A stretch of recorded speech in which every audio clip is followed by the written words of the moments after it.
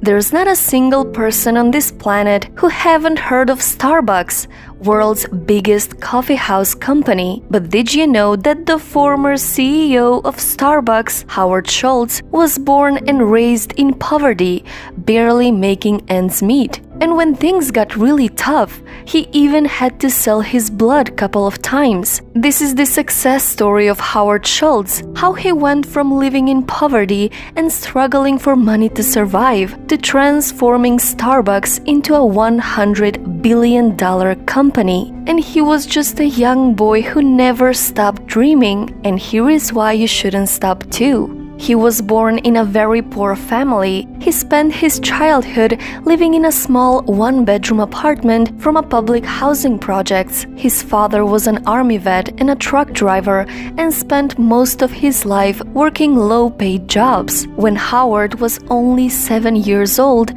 while delivering diapers, his father fell on the ice and broke his leg. And because of this, he was fired from his job. And with no medical insurance and no savings, his family was struggling for money. That image of his father laying on the couch, feeling hopeless, crushed and defeated, left a permanent mark in his memory. It was one of the biggest defining moments in Howard's life. And to get away from all of these problems, he used to sit on the staircase in his building, dreaming of a better life. He played football in high school and earned an athletic scholarship to go to college, but he didn't want to play sports and decided to major in communications. So to pay for college, he had to take student loans and worked many odd jobs to make ends meet. Few times he even had to sell his blood for money to survive. After graduating from college, Howard worked at a ski lodge and as a salesman, but he had a desire to work at Starbucks. At that time, Starbucks had 3 owners and only sold coffee beans. So at the age of 29,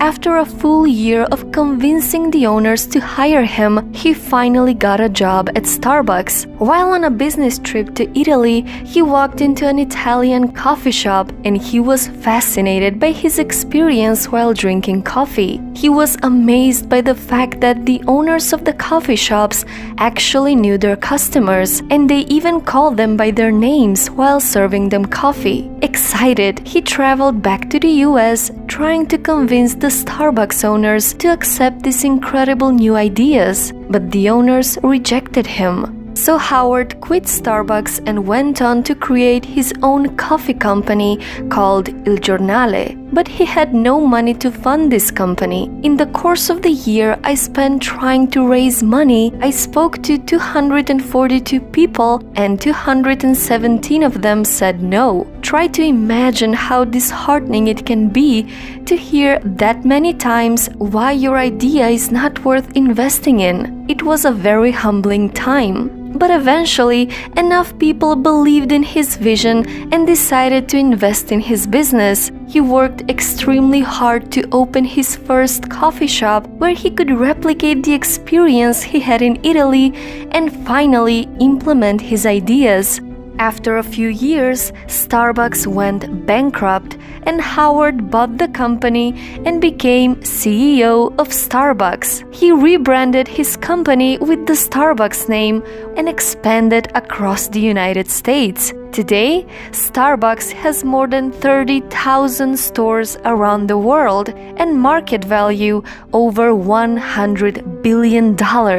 And Howard has an advice for you. In life, you can blame a lot of people and you can wallow in self-pity, or you can pick yourself up and say, listen, I have to be responsible for myself. I believe life is a series of near misses. A lot of what we ascribe to luck is not luck at all. It's seizing the day and accepting responsibility for your future. It's seeing what other people don't see and pursuing that vision.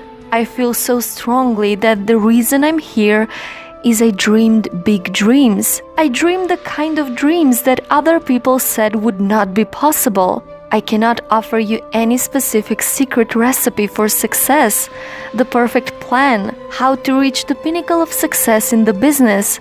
But my own experience suggests that starting from scratch and achieving much more than what I dream about is quite possible. But if you wait for the perfect conditions, you'll never get anything done. But the good thing is, you can make a decision and take control now. Remember something. A year from now, you may wish you had started today. So, what's your story?